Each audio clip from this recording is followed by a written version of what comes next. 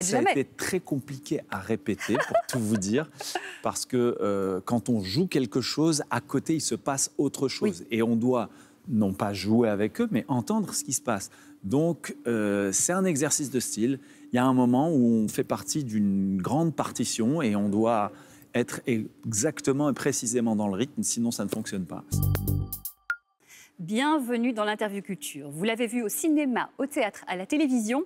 Il joue à présent dans un spectacle très drôle. Bienvenue Ariel Mallet. Merci, bonjour. Bonjour, on est ravis de vous recevoir pour cette comédie désopilante qui s'appelle L'amour chez les autres, une pièce à 6 personnages. Alors, le pitch, c'est du challenge. Mais Ariel, c'est l'histoire de qui, de quoi? Oui, elle n'est pas simple à raconter cette pièce. En fait, c'est une histoire de couple. On est 3 couples différents, de différentes classes sociales. Nous, on joue un petit peu les pauvres, entre guillemets. On est les Phillips, je suis en mariage avec Terry, mais j'ai vraiment une vie complètement nulle. Et je ne suis pas très heureux avec Terry. Et j'ai comme patron Jonathan Lambert. Sauf que comme j'ai une vie un peu nulle, j'ai une aventure avec sa femme, Virginie Hoc. J'ai une aventure donc avec la femme de mon patron. Et comme ma femme se doute que a remarqué que j'avais passé la nuit dehors et se doute de quelque chose, je lui donne comme prétexte que j'ai été boire des coups avec le comptable de la boîte, William Chestnut, joué par Andy Cock.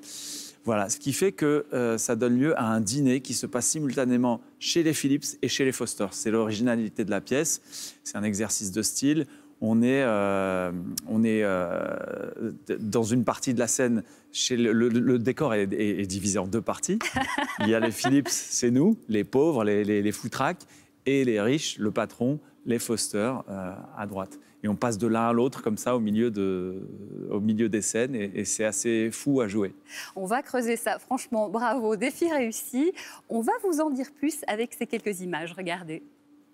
Autour de cette table, 6 personnages, 3 couples. Les hommes se connaissent bien, ils travaillent ensemble. L'un est le chef, les autres ses employés. Les femmes sont très différentes. Il y en a une qui trompe son mari avec le mari d'une autre. Il y a un couple qui a été invité à dîner 2 fois. Il n'aurait jamais dû accepter. Dans ce jeu de dupes, tout le monde ment, ou presque. Mais qui ?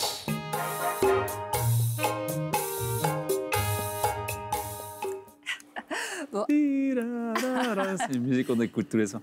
Oui. Ariel Mallet, donc avant de creuser sur cette originalité incroyable, vous, votre personnage, donc Bob Phillips, il s'appelle, donc non seulement il n'est pas heureux en ménage, mais en plus il espère une promotion. Oui, moi je joue un petit peu le cadra qui a une vie pas facile, qui travaille au service comptable, mais qui n'a pas un job très reluisant, qui aimerait accéder à une promotion. Voilà, il faut savoir que cette pièce a été écrite il y a une trentaine d'années par Alan Ayckbourn, qui est un auteur à succès. Le plus joué après Shakespeare en Angleterre. Exactement, c'est l'auteur le plus joué juste après Shakespeare. Et il était très attaché aux différences sociales. Nous, on représente les pauvres et les Foster sont les riches. Et d'ailleurs, il y a pas mal d'allusions à ce qu'on mange, les blettes. Dans l'original, c'était de l'avocat parce que c'était un produit de luxe. Bref. Et moi, je joue un type dépassé par la vie, qui a pas d'horizon, qui manque d'oxygène, quoi, qui n'est pas très heureux avec sa femme et qui a envie de vibrer un peu comme tout le monde, quoi. Voilà, il va chercher cet oxygène ailleurs et du coup commence ce avec la femme de son patron. Vaudeville, voilà. Alors, très originale cette pièce. Vous l'avez dit, la scène, elle est divisée en 2. Oui. Il y a 2 dîners, puisque chaque conjoint va inviter le couple, on va dire, l'excuse. Oui. Il y a un dîner qui se passe le mardi, un dîner qui se passe le mercredi, mais ça se passe en fait en même temps. Expliquez-nous ce dispositif scénique qui est incroyable. Oui, alors dans la narration, ça se passe à 2 moments différents, mais concrètement, les 2 dîners se passent simultanément, en même temps, devant nos yeux. Et donc les Chestnut, joués par Andy Cock et Sophie Bouillou, sont invités. Le couple excuse. Le couple qui est prétexte, le type avec qui je suis censé avoir été boire des coups, vient et ma femme l'invite. Et ils viennent dîner à la maison. Et la femme de mon patron, Fiona, qui est ma maîtresse, je ne sais pas si vous suivez. Si, pour l'instant, on tient, on continue. Les invitent aussi, et ça se passe en même temps. Et l'idée, c'était de faire un dîner où ces chestnuts, c'est-à-dire ce couple de gens, sont complètement dépassés par tout ce qui se passe de l'un à l'autre, et faire monter un petit peu la folie, quoi, parce que il n'y a pas de cohérence. C'est une pièce qui n'est pas psychologique, c'est une pièce qui est vraiment sur la folie des situations.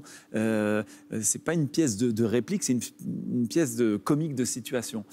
Et voilà. Et alors, ce qui est marrant, c'est que c'est des petites scènes très très courtes qui se suivent et qui parfois se répondent l'une à l'autre. Oui. Bah,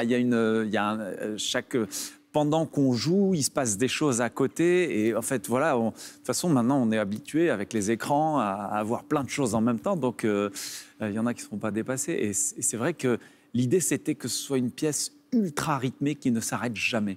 Justement, ça ne s'arrête pas, c'est fou. Alors pour nous, on rit, on s'amuse, mais vous, pour les comédiens, mais comment vous faites? C'est hyper compliqué, ça ne s'arrête jamais. Ça a été très compliqué à répéter, pour tout vous dire, parce que quand on joue quelque chose, à côté, il se passe autre chose. Oui. Et on doit non pas jouer avec eux, mais entendre ce qui se passe.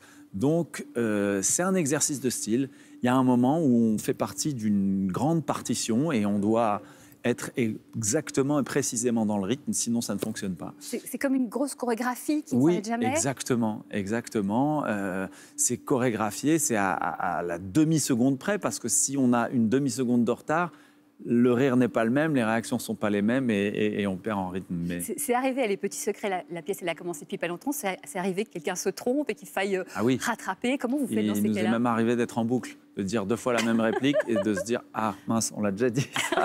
Bref, mais bon, le public n'a pas trop vu, ça va avec la folie de la pièce. Mais non, il y a une bonne entente avec Jonathan Lambert, Virginie Hoc, Julie Delarme, Sophie Bouilloux, Andy Coq, qui est formidable dans le rôle du comptable prétexte. Ça vous est arrivé déjà de jouer dans un spectacle aussi fou? Je ne me permettrai pas. Un spectacle aussi fou, un projet aussi fou? Non, j'avais jamais joué de vaudeville. J'ai joué des comédies, mais du vaudeville véritablement, avec des situations comiques comme ça. Non, c'est la première fois. Ouais. Ça vous plaît? Oui, j'aime beaucoup. J'aime beaucoup parce que c'est une écriture sans psychologie. J'ai envie de dire, ça veut tout et rien dire, mais c'est à l'anglaise. C'est-à-dire qu'il y a des choses qui sont absurdes.